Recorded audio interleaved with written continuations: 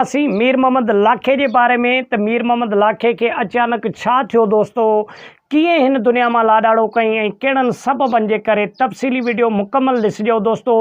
मीर मोहम्मद लाखो उर्फ नब्बू कमदार पत्थर दुनिया के ड्रामे का इंतहाई घणो मशहूर थियो। तो दोस्तों पत्थर ड्रामो भी हो फिल्म भी हो एक किस्म जो, लेकिन नब्बू कमदार के नाले से मशहूर दोस्तों मीर मोहम्मद लाखो किए अचानक इन दुनिया में वफ़ात कयो, छा उन सां सूरत हाल थी दोस्तों। मीर मोहम्मद लाखो एक बेहतरीन आर्टिस्ट हो सिंध जो, नब्बू कमदार के नाले से मशहूर हो दोस्तों।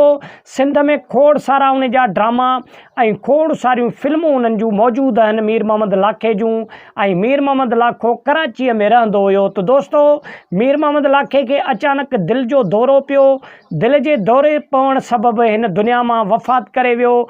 हज़ारे माण्हुनि जे लुणक जो आहे सो अखियुनि ते लुणक बखेरे वियो दोस्तों। मीर मोहम्मद लाखो तव्हांखे ख़बर आहे त हिकु बेहतरीन आर्टिस्ट हो सिंध जो। मीर मोहम्मद लाखे के जॾहिं नब्बू कमदार वारो किरदार ॾिनो वियो, हुन बाख़ुशी इंतहाई बेहतरीन नमूने से उन नब्बू कमदार वारो किरदार जो उहो जो आहे सो इख्तियार कयो। उन जा खोड़ सारा फैन परस्तार भी सिंध में मौजूद हैं दोस्तों।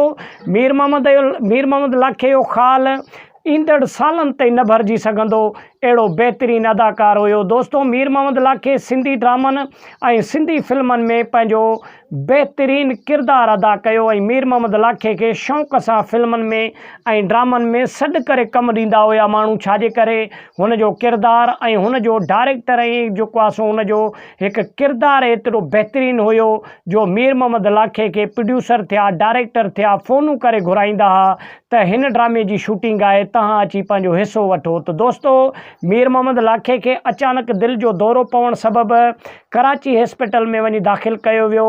एक ॾींहुं पूरो उते दाखिल हो, लेकिन अचानक उन जी तबियत ख़राब थियण सबब वो इन हिकिड़े ॾींहुं जो आहे सो अल्लाह के प्यारो थी वियो। इन्ना लिल्लाहि व इन्ना इलैहि राजिऊन दोस्तों।